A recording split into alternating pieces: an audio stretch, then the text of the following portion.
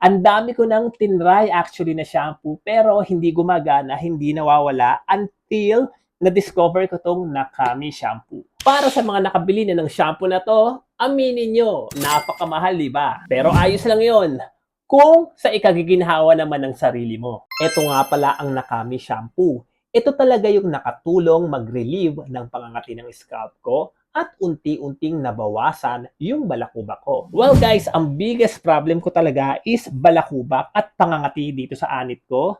Ang dami ko nang tinry actually na shampoo pero hindi gumagana, hindi nawawala until na-discover ko tong Nakami shampoo. Nature Nurture formula siya na may dandruff defense at intensive itch relief. To be honest guys, pangalawang araw ko palang ginagamit to pero nawala na agad ang pangangati sa scalp ko at na-lessen din ang aking balakubak. Well, para sa akin lang kung ako tatanungin nyo, syempre mas okay nang mag-invest kahit mahal pa yan, basta't gumagana.